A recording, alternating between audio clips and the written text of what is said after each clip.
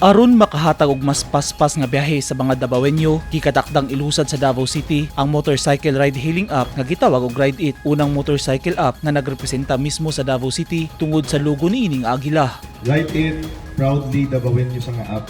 So gidevelop si Ride It diri sa Davao City with our team, and ang Ride It yun guys, kali ride-hailing app sa.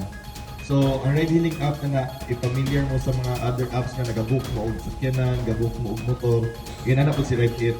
Naendorso na kini sa lokal nga gobyerno ug nakakuha na sab og business permit niadtong Enero 28 ning tuiga. Gihatagan na og accreditation sa Land Transportation Franchising and Regulatory Board kun LTFRB 11 ang Have It Software Company isip usa ka transport network company kun TNC sa tibok rehiyon 11.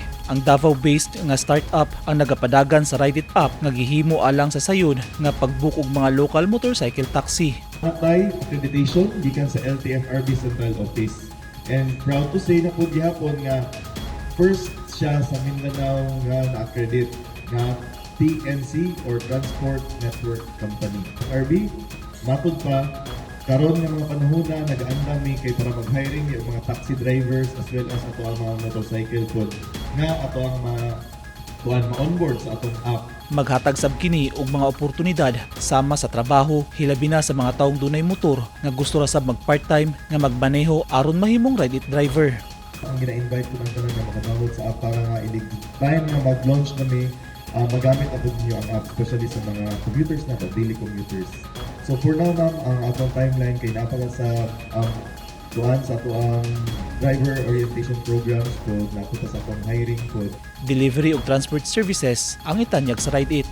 If maabot na ang time na maka full launch kami, ang next nato kay muna to ang ato ang logistics, which is kung naka-pick up, pwede siya mahimong servicing drill, like naka-ipadala, mas dako siya nga mga parcels, pwede sa mga sakyanan, mga L3, kaya pwede siya tanan sa Ride It kay appeal man sa ato ang accreditation. Gisiguro sab nga mutuman ang Ride It sa tanang regulasyon nga gipatuman sa gobyerno alang sa kaluwasan sa tanang pasahero ingon man maghatag og masayon nga commuter-centered nga biyahe. Eugene Hinutan, Newsline Philippines. Stay safe.